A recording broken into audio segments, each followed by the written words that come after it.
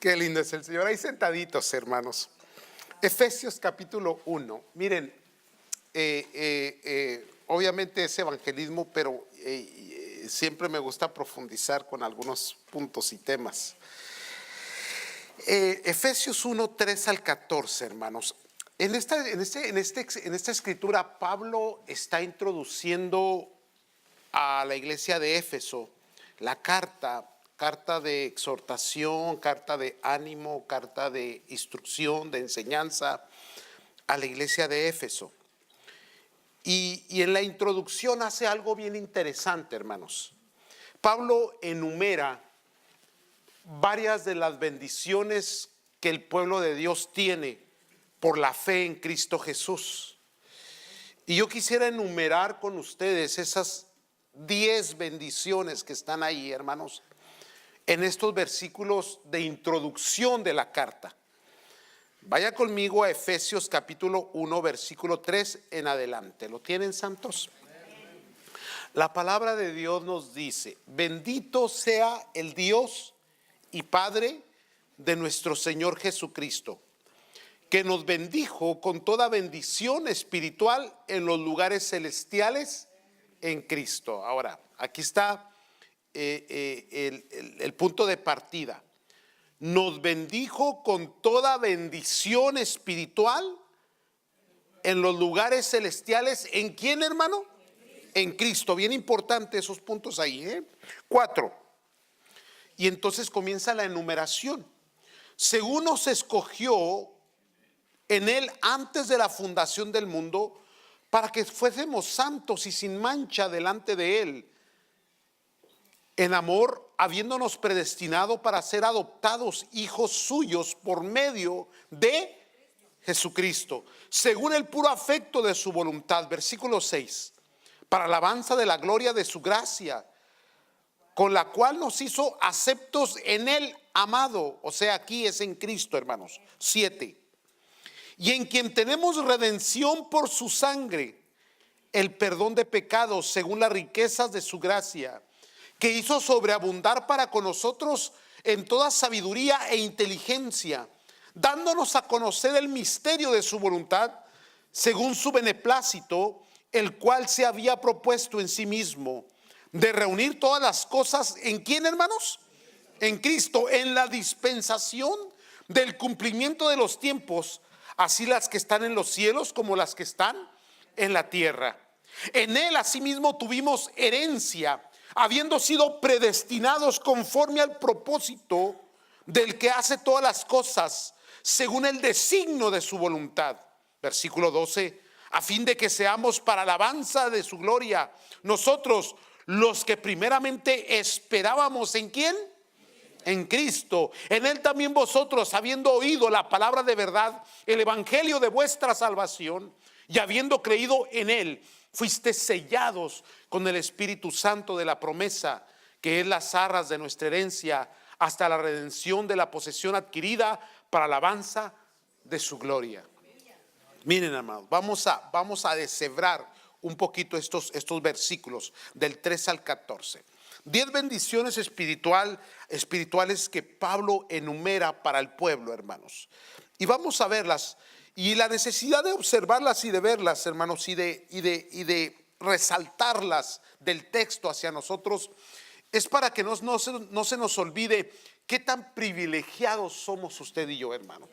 Qué tan bendecidos somos, a pesar de cualquier circunstancia y cualquier eventualidad que usted esté experimentando negativa o adversa a su vida. Usted sigue siendo una persona bendecida por Dios, hermano. Usted sigue siendo una persona privilegiada. Hermano, nada se va a comparar, hermano, de cualquier oferta que el mundo tenga con lo que Dios ha preparado ya de antemano para usted, hermano, para bendecirlo, para prosperarle. Y eso es lo que Pablo quiere enfatizar, quiere enfocar, quiere resaltarle a la iglesia de Éfeso. Decirle, es que ustedes están bendecidos, están prósperos, les va bien. Amén. Así que digan amén todos los que se quejan después de todas sus bendiciones. Vamos. Mire, la primer bendición que está ahí es que fuimos elegidos, somos la elección de Dios. Y esto es algo que es un misterio para todos nosotros. El versículo 4 nos dice, según nos escogió en Él, o sea, en Cristo, antes de la fundación del mundo, para que fuésemos santos y sin mancha delante de Él. Óigame, pecaminosos, pecadores, lejos de Dios, hermanos, rebeldes a la voluntad de Dios. ¿Qué había en nosotros para que Dios nos mirase, hermano? Por eso le digo que es un misterio, hermanos. Es un misterio. ¿Por qué fuiste elegido tú? ¿Por qué fuimos elegidos nosotros? ¿Qué había en nosotros? ¿Qué miró Dios que pueda decir, es que lo necesito? Es que este tiene un talentazo bárbaro. Es que a este, si lo pongo, este es sobresaliente, es capaz, es valiente, no, nadie como él. Absolutamente nada de eso, hermano. Y Dios, y la palabra de Dios dice que nos levantó del lodo cenagoso y nos sentó con los príncipes. O sea, un cambio radical, hermano, de la nada a lo mucho, de la muerte a la vida, de la oscuridad, de las tinieblas a su luz admirable. Es algo maravilloso, pero fuimos elegidos por Dios desde antes de la fundación del mundo. Ya Dios nos había visto, ya Dios había puesto sus ojos sobre nosotros y ya Dios tenía propósito para nuestras vidas. Es algo maravilloso, tremendo. No se puede razonar, no le encuentro lógica, no le encuentro una forma de entenderlo de una manera natural, humanista, hermanos, porque pues Dios, no sé por qué, pero Dios lo eligió y Dios puso su gloria sobre usted y nadie se la puede quitar. ¿Quién lo puede negar? Número uno, la elección. Dios lo eligió a usted. Número dos, después que lo elige, Dios comienza una relación con usted. Pero no es una relación común, no es una relación no solamente amistosa o de alguien que conoció o de alguien que se acercó a usted. Esta relación tiene que ver con adopción. Escuche esto. La adopción es que Dios lo ha proclamado a usted hijo de Dios. Ahora, el hijo tiene herencia, tiene privilegios. El hijo, hermanos, goza de toda la riqueza y todo el bien y todo lo que Dios posee y tiene acceso con libertad. Yo les he dicho esto anteriormente, algunos no lo han escuchado, se los voy a recordar, que si yo voy a su casa, usted me invita, yo voy a ir con todo el respeto porque es una casa ajena, ¿correcto? Ahora, estaría mal si yo le toco la puerta y usted me abre y entro corriendo sin nada, sin decirle hola, buenas tardes o buenos días, lo que sea, y voy a su refrigerador y me preparo un sándwich de este tamaño y me siento y prendo el televisor y subo los pies arriba, ¿verdad? Y me pongo ahí y usted va a decir, ¿y este qué trae? ¿Qué le pasa? Bueno, es que es el pastor de la iglesia. Sabe que no visito yo, hermano, ¿verdad que no los visito? ¿Verdad? Y no están enojados conmigo, ¿verdad que no? Ahora, cuando se esté muriendo sí voy a ir a verlo, no se preocupe. Ahora, el punto aquí es este, es clave, este es el punto clave, hermano. Mi hijo, Joel, ¿verdad? O cualquiera de mis otros dos hijos, Abby o Danny, ellos entraban a mi casa, porque es mi casa, ¿verdad? La casa de mi esposa, no es nuestra casa. Nosotros pagamos por ella, trabajamos, sufrimos, ¿no? Invertimos. Y ellos entraban a la casa. Es más, ya se casaron y todavía entran, ¿verdad, Rosy? No nos han entregado las llaves. Sí. ¿En serio? ¿Ninguno de los tres te entregó llave, verdad? Nadie. Ahora, entraban mis hijos y hacían precisamente eso. Ahora, ¿por qué entraban a mi casa y tomaban de todo? Porque también es su casa. ¿Por qué? Porque yo soy su padre. Ahora entiende, hermano, lo que es una relación. Hay algo que a veces se nos escapa, hermanos, de que el Dios que sirves es tu Padre celestial.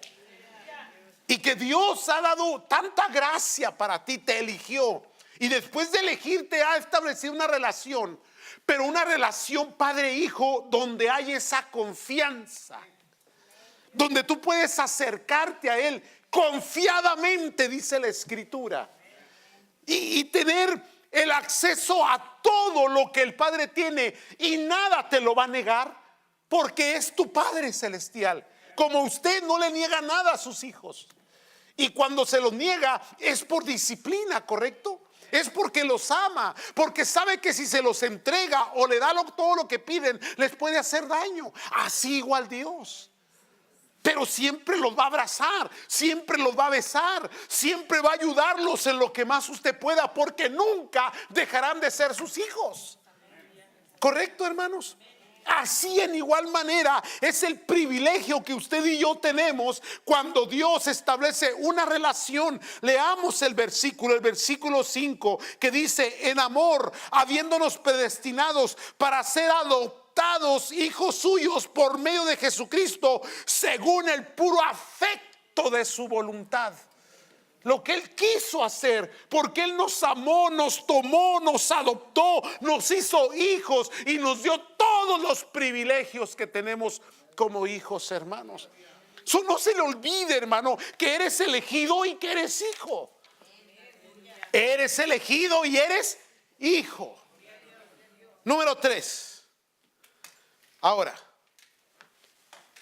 si decimos que somos hijos, leamos el versículo. Yo quiero irme con usted al versículo 6, que dice: para alabanza de la gloria de su gracia, con la cual nos hizo aceptos en el amado. Ese amado es Cristo, ¿eh? Estamos hablando del Padre Celestial. Para alabanza de la gloria de su gracia.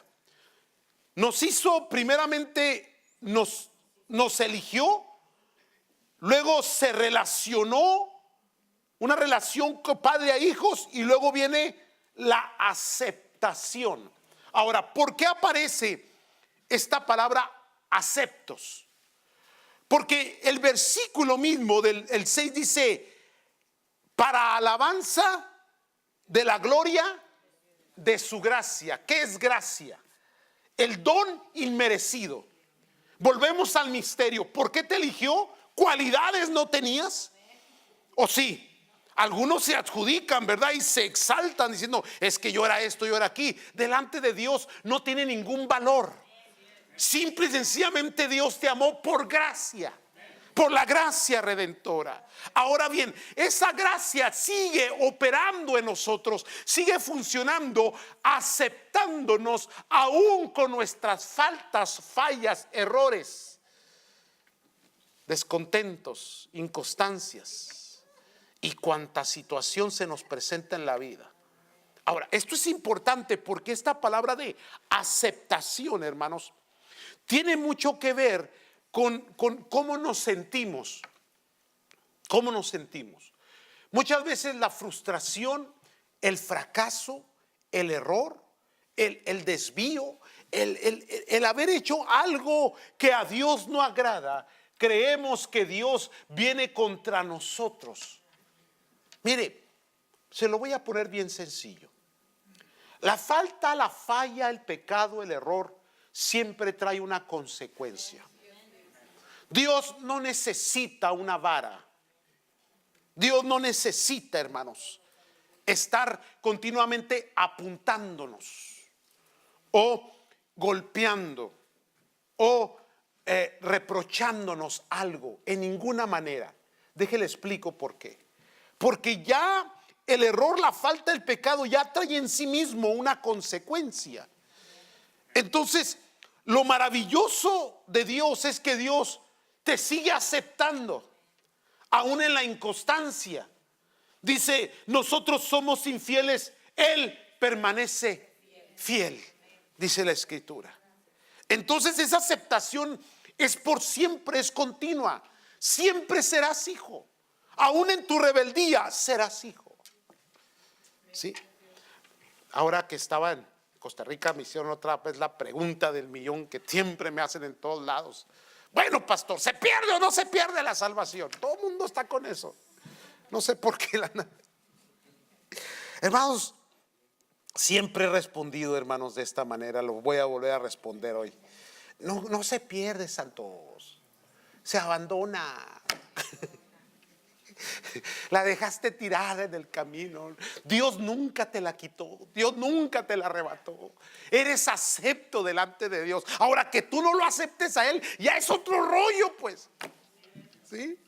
Pero Él te acepta a ti, aún en la condición en que estás, aún en la situación en que estés, aún lo que esté pasando en tu vida. Siempre serás acepto. A la hora que quieras, siempre serás acepto delante de Dios, porque es por gracia. Acepto. O sea, siempre se te va a abrir la puerta. Como yo con mis hijos no les he pedido la llave. Dios no te ha pedido la llave del cielo. Tienes acceso todavía.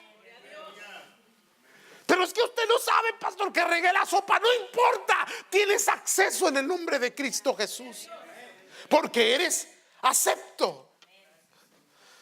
Entonces, renumeremos, hermanos. Eres elegido, tienes una relación y eres acepto. Número 4. ¿Por qué? Porque eres redimido.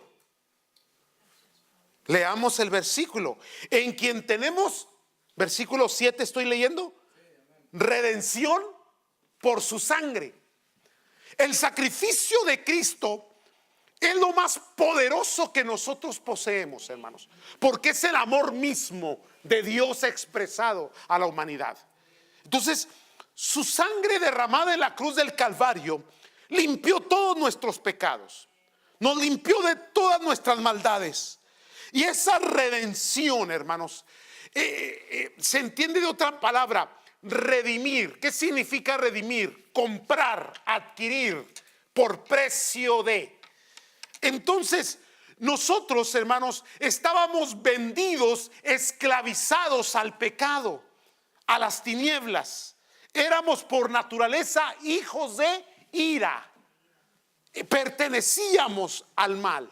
Ahora Cristo Jesús viene, Él paga el precio en sacrificio, en derramamiento de sangre, no con dinero, pero con su propio cuerpo y con su propia sangre. Y este sacrificio que Él hace es la propiciación por nuestros pecados delante de Dios. Y ahora Él paga el costo de nuestra salvación. Por lo tanto, somos redimidos, con un perdón de pecados total, con un acceso completo a la presencia de Dios. Redimidos, hermanos, redimidos, comprados por Dios.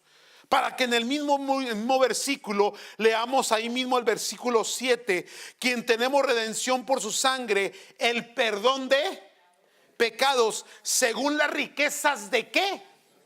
De su gracia. Entonces, hermanos, aquí hay dos puntos: una, redención; otra, perdón. Perdón. Redimido y perdonado. Mire, ¿por qué no volvemos a reenumerar, no? Elegidos, relación como padre e hijo, relacionados con Dios, aceptados por Dios, redimidos por Dios y perdonados por Dios. Vámonos.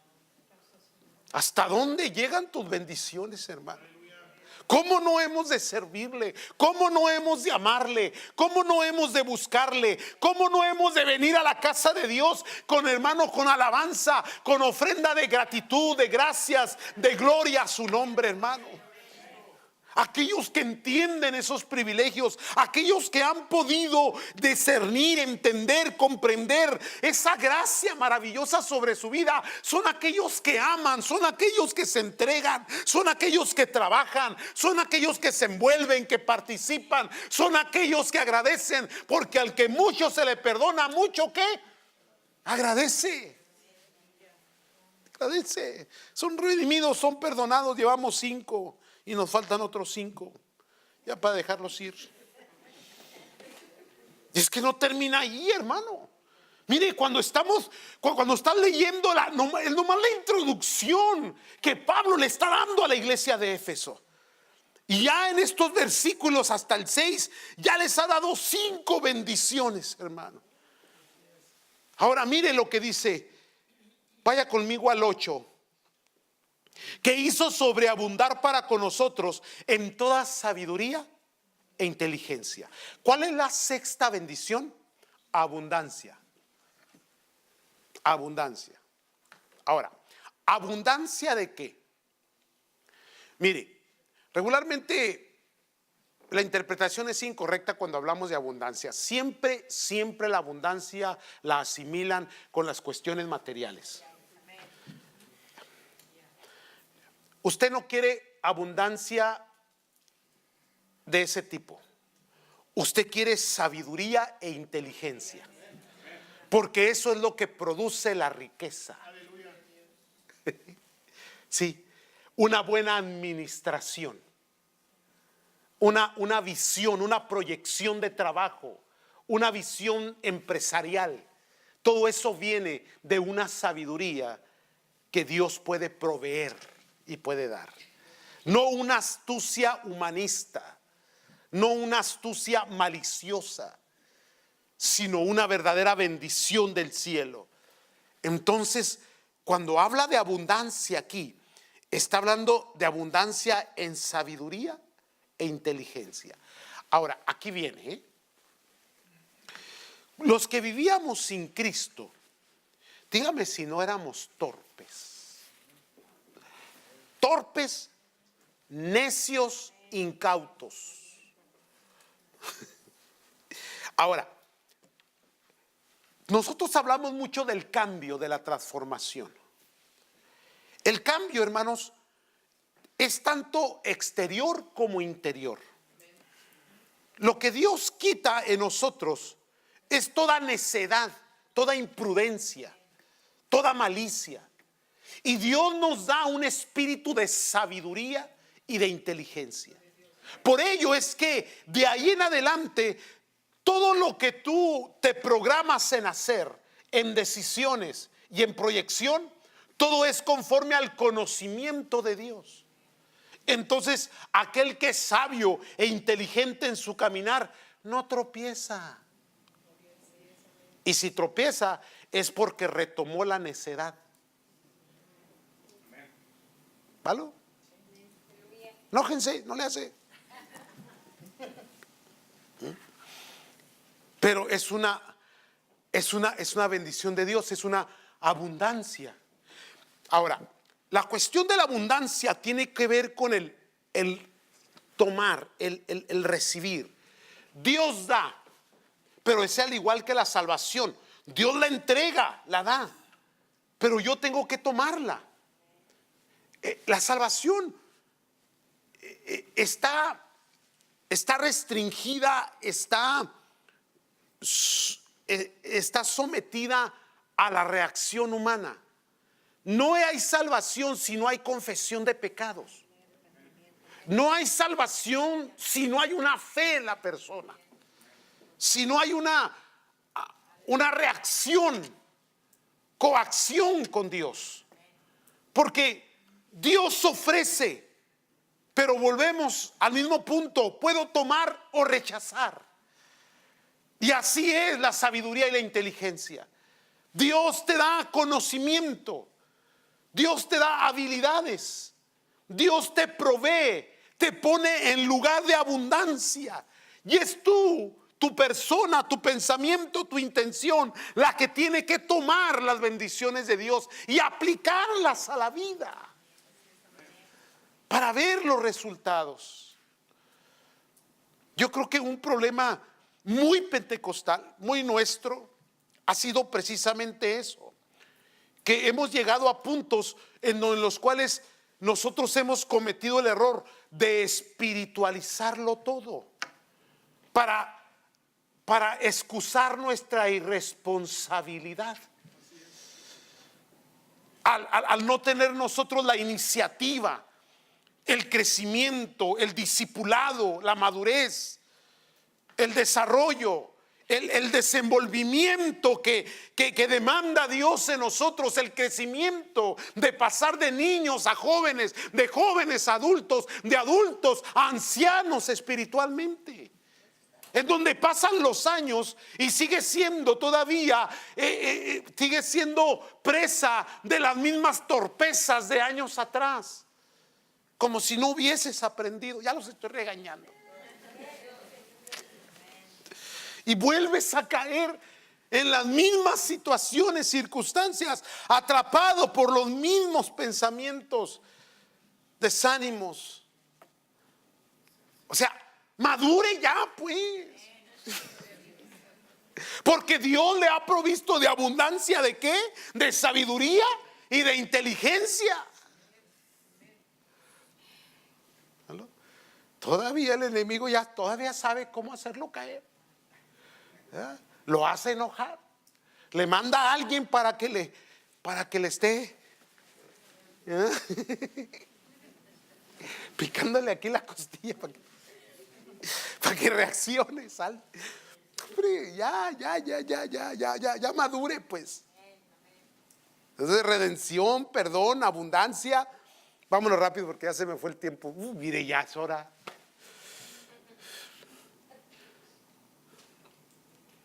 Versículo 8 dice que hizo sobreabundar para con nosotros en toda sabiduría e inteligencia. Y luego pasamos al 9. Dándonos a conocer el misterio de su voluntad según su beneplácito, el cual se había propuesto en sí mismo. Él se propuso a darnos ¿qué? Una revelación. Revelación. Quiere decir que nos dio redención, nos dio perdón, nos dio abundancia. Y luego viene una revelación. Ahora, esto de la revelación, hermano, tiene usted que desenvolver bien este paquetito, revelación. Si quieres crecer y quieres ser bendecido, tienes que conocer a tu Dios. Tienes que conocer a tu Dios. Estoy leyendo un libro de la introducción a Levítico. Y es que, por ejemplo, Levítico, usted cuando lo lee dice, eso son pura liturgia, son puros actos religiosos. Y lees Hebreos y dices, todo esto ha sido suplido ya por Cristo. Pero a veces no entendemos el espíritu de Levítico. El espíritu de Levítico es la revelación del carácter de Dios, de cómo el pueblo debe de actuar, reaccionar y activar su relación con Dios al conocimiento de la persona de Dios. Entonces, lo que es la santidad y lo que es el servicio a Dios tiene que ver con el conocimiento de Dios. Ahora, Dios sigue siendo un misterio, más para el inconverso. Nosotros, cuando venimos a Cristo, dice, a Dios nadie le dio jamás. El unigénito que está en el seno del Padre le ha dado ¿qué? Entonces Cristo dijo, el que me ha visto a mí, ha visto al. Entonces Cristo es la revelación completa de Dios. ¿Me están siguiendo? Ahora bien, cuando tú intimidas con Dios, intimidas en su palabra, intimidas en oración, intimidas en esa relación padre e hijo, cuando tú comienzas a tomar la sabiduría, el conocimiento de Dios, entonces Dios se comienza a revelar a tu vida. Y cuando tú empiezas a recibir esa revelación, crece en ti un conocimiento de quién es tu Dios. Y al saber quién es tu Dios, sabes lo que Dios es capaz de hacer por ti, dónde, cuándo, por qué y a qué horas y con quién y dónde. Porque ese es el Dios que servimos. Entonces, la cuestión, hermanos, de esa abundancia en sabiduría y inteligencia te va a llevar a una revelación de los misterios de Dios, de su carácter, de su personalidad. Si hay algo que Dios quiere es que le conozcas, hermano. Conócelo. Pero no le puedes conocer, hermano, mientras estés en la dimensión de este mundo. Tienes que elevarte a la dimensión espiritual, porque Dios es espíritu y Dios busca adoradores en espíritu y en verdad. Entonces lo carnal no te ayuda en absolutamente nada. Eres una persona tripartida, espíritu, alma y cuerpo. Y de que Cristo entró a tu corazón, naciste de nuevo en el Espíritu de Dios. Y ahora tienes acceso al trono de la gracia. Y ahora Dios quiere que le conozcas, porque Dios quiere revelarse a tu vida. Y cuando se revela con todas las bendiciones, con todas las cosas maravillosas que Dios tiene para tu vida. Conócelo, conócelo, crece en el conocimiento de Dios. Porque una vez que le conozcas, vas a saber cómo orar, cómo pedirle. Vas a conocer verdaderamente las palabras que el apóstol Pablo decía a los romanos ahí en el capítulo 8. Abba Padre, Abba Padre, mi Padre, el que me ama. Siguen aquí. Revelación, dándonos a conocer el misterio de su voluntad según su beneplácito, el cual se había propuesto en sí mismo. Número 8, versículo 11. En él asimismo tuvimos ¿qué? Herencia. Herencia, habiendo sido predestinados conforme al propósito del que hace todas las cosas según el designio de su voluntad, a fin de que seamos para alabanza de su gloria, nosotros los que primeramente esperábamos en Cristo Jesús. Ahora, muy bien, veamos este 8, hermanos. Una herencia. Tuvimos herencia. Recuerde, recapitulando desde el 4, redención, perdón, abundancia, revelación y herencia. La herencia es lo que Dios ha preparado para nosotros y que ya está listo para que nosotros la recibamos y podamos aplicarla, vivirla, experimentarla. Ahora bien, no puedes tomar lo que no sabes, no puedes experimentar lo que no conoces. Entonces, la herencia o como dice el texto, ese peso de gloria que se amontona sobre nuestras cabezas, a veces no es usable porque no se sabe cómo. Porque no se ha leído el instructivo, porque acceso tenemos al trono de la gracia, porque acceso hay a sus bendiciones. Pero el pueblo ignora porque ha sido apático a la oferta de Dios. Y el pueblo lo que necesita es despertar a esa espiritualidad a la que Dios nos está llamando, porque hay herencia para ti. Ahora, obviamente siempre hay una aplicación de que la herencia es hacia la eternidad, que es correcto. Pero la eternidad no comienza después de tu muerte. La eternidad comenzó cuando recibiste a Cristo en tu corazón. Por lo tanto, dice el texto que usted y yo pisamos terreno celestial. Caminamos en Cristo, andamos en Cristo, vivimos por Cristo. Entonces Él es, hermano, la razón de nuestra existencia, y por lo tanto las bendiciones son heredadas en Cristo Jesús para aplicarlas aquí en la tierra. Al cabo lo eterno nadie te lo va a tocar, allá va a estar.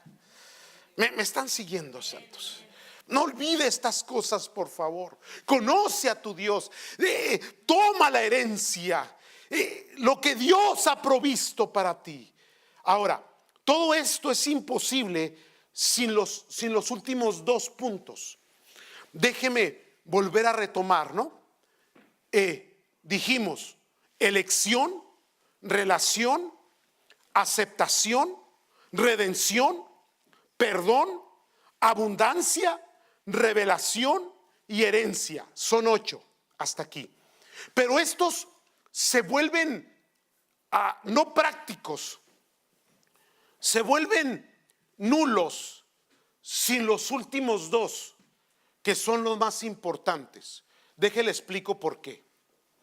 Porque sin el Espíritu de Dios esto no sucede. No sucede. Es el Espíritu el que trae la convicción. Es el Espíritu el que trae el poder.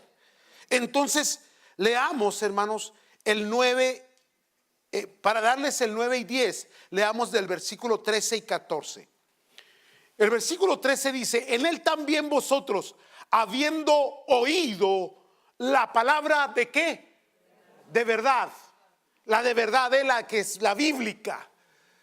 No la que está alterada, no la que está diluida, no la que le faltan puntos y comas. No, hermano, la palabra que salió de la boca de Dios. En él también vosotros, habiendo oído la palabra de verdad, y luego dice, para aclarar correctamente, el evangelio de vuestra salvación, y habiendo creído, porque la fe viene por el oír y el oír la palabra de Dios.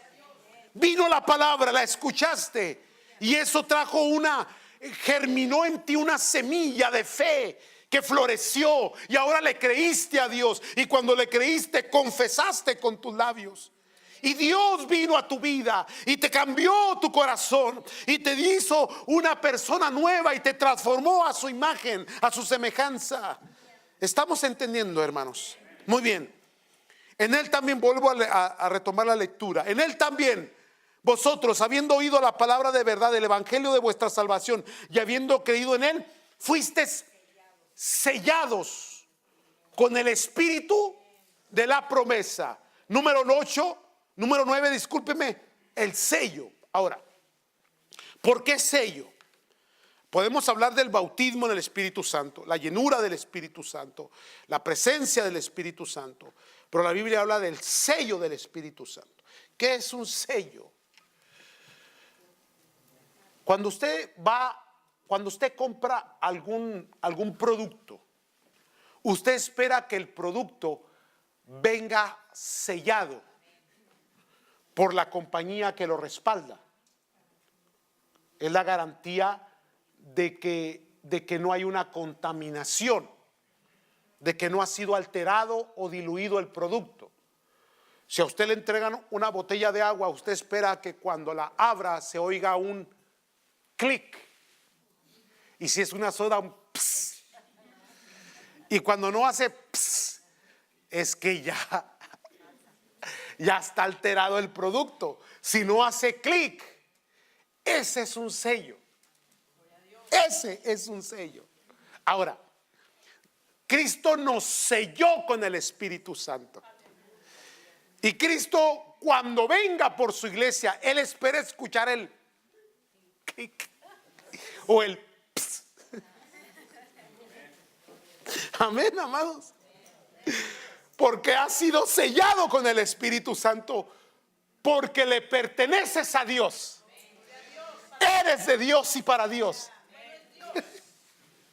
No eres de nadie más, eres de Cristo.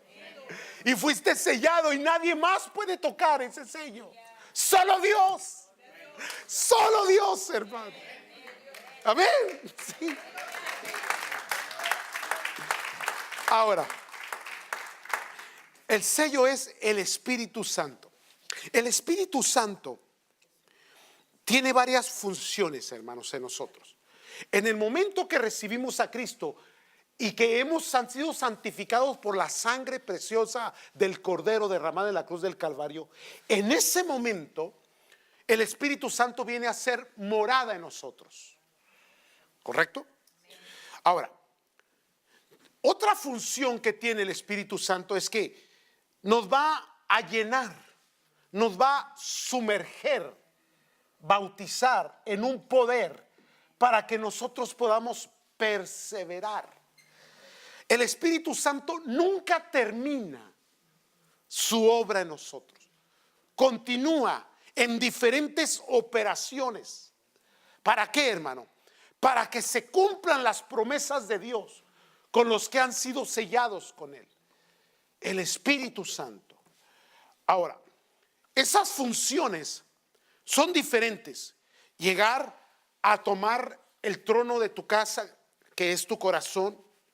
Ahí mora Cristo Jesús, a llenar tu interior, a darte luz interna, a guiarte por senda de justicia y de verdad, a bautizarte, a sumergerte en un poder sobrenatural para que puedas ejercer los dones del Espíritu Santo, el ministerio, el llamado, etcétera. Pero hay una función que a veces se nos pasa de largo, y es que el Espíritu es las arras, el Espíritu de la promesa. Yo le he explicado esto en otras ocasiones, no me molesta volvérselos a repetir. Ahí le va, agárrelo, cáchelo. En el Antiguo Testamento se ungían elementos, se ungían cosas materiales, los panes, utensilios, el templo, el tabernáculo, la ofrenda, los elementos de la ofrenda, se ungían, se santificaban. En el Nuevo Testamento cambió esto. Ya no se santifican los elementos, se santifican las personas. Ya no se ungen los elementos, se ungen las personas. Ya no se separan las cosas, ahora se separan a las personas. Antes el Espíritu Santo tenía exclusividad. La exclusividad era sobre reyes, sacerdotes, ¿qué más? Profetas. Sobre elementos específicos que Dios iba a usar para un trabajo específico. En el Nuevo Testamento pasó de la exclusividad a la inclusividad. Dice en la palabra de Dios en Hechos capítulo 2, todos fueron llenos del Espíritu Santo. Entonces, en todas estas funciones del Espíritu Santo, santificación, llenura, poder, se nos pasa algo bien tremendo ahí, que es la promesa. La promesa. ¿Por qué, hermanos? Leemos. Vuelvo a leer 13 y 14. Veamos el texto. En él también vosotros, habiendo oído la palabra de verdad, el evangelio de vuestra salvación, y habiendo creído en él, fuisteis sellados con el Espíritu Santo de la promesa. Versículo 14. Que es las arras de nuestra herencia hasta la redención de la posesión adquirida para alabanza de su gloria. Ahora, ¿qué se entiende por arras en el texto? Los que van a la escuela bíblica y los que no se apure, ahorita le vamos a decir. Las arras tienen un significado muy especial en la Biblia. Es el objeto que se entrega como garantía de que se va a cumplir una promesa. Ahora, cuando dice, volviendo otra vez al texto, fuimos sellados con el Espíritu Santo de la...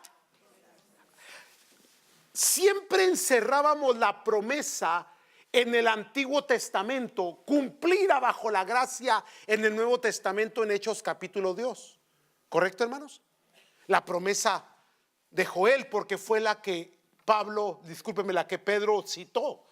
Estos no están borrachos, sino que es lo que el profeta Joel había dicho. Aquí está el cumplimiento de una promesa. Ahora, pensamos que es el cumplimiento profético, pero la promesa se extiende y continúa, hermanos. Hay cumplimiento en nosotros de la llenura y del Espíritu Santo en nuestras vidas, pero ahora, hermanos, esas promesas se vuelven otra vez en baluarte, con valor, se vuelven accesibles. Y ya no solamente el de la misma persona del Espíritu Santo, sino todo lo que conlleva y viene de parte de Dios hacia nosotros. Si usted entiende lo que estoy diciendo, le va a cambiar la perspectiva de cómo ve su futuro en las cosas de Dios. ¿Por qué, hermano? Porque fue dado el Espíritu como arras de nuestra herencia. ¿Qué significa arras? Algo que se entrega como garantía de que se va a cumplir lo que Dios ha prometido. ¿Qué significa esto? Que el Espíritu que mora en ti, que te llenó de su gracia, de su gloria, de sabiduría y de inteligencia, ahora te recuerda que las promesas que vienen para ti serán cumplidas, porque Dios dice que Él cumple lo que promete. Y de ahí viene una fe y una convicción en donde tú vas a caminar en terreno celestial y vas a proclamar la gloria de Dios. Por lo tanto, cuando venga una necesidad y miras que está la solución en la promesa de Dios, lo único que tienes que hacer es ir al trono de la gracia y reclamar lo que ya Dios ha dicho que es para ti en el nombre de Cristo Jesús. Pero para ello hay que tener el conocimiento, el acercamiento, las bendiciones. Amado, no hay por qué vivir en fracaso, no hay por qué vivir en derrota, menos en depresión, menos con cargas como decíamos esta mañana, que no tenemos que llevar, hermano. Dios ha prometido, Dios ha prometido. Y para asegurarnos que Dios va a cumplir su promesa, nos dio su Espíritu Santo. Dijo: aquí está mi garantía. Y te llenó de su Espíritu y te dio de su Espíritu. Y el Espíritu mora en ti y Él te da convicción y Él te da paz y Él te da la fe, Él te da la tranquilidad, te da el sosiego, te da las habilidades que necesitas, hermano. Bendiciones de Dios para usted, hermano. Entonces esta semana recordemos quiénes somos en Cristo, qué tenemos de Dios para nosotros. No te olvides, todos tenemos necesidades y problemas familiares, económicos, de diferente índole, de diferentes situaciones, circunstancias diversas. Pero la promesa es para todos y sus bendiciones es para todos. Pasó de ser exclusivo a la inclusividad. Pasó de ser algo para unas cuantas personas, ahora para todos. Antes era para el pueblo judío, ahora es para todos. Acceso hay. Ahí está, para el que quiera.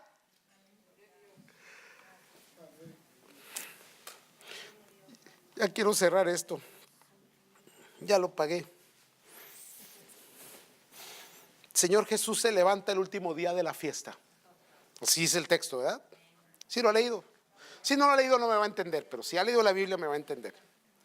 Se levanta el último día de la fiesta y dice: si alguien tiene sed, venga a mí y beba.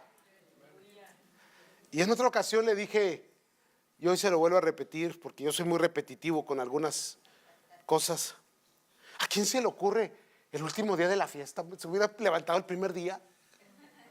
Digo, ya estamos recogiendo todo, ya estamos recogiendo el changarro, ya estamos recogiendo las tiendas, ya se terminó los sacrificios, ya se trajo el agua del Siloé, ya se hizo toda la procesión. Y al último, ya para irnos, ya cuando estamos recogiendo todo, ya cuando ya ensillamos la mula,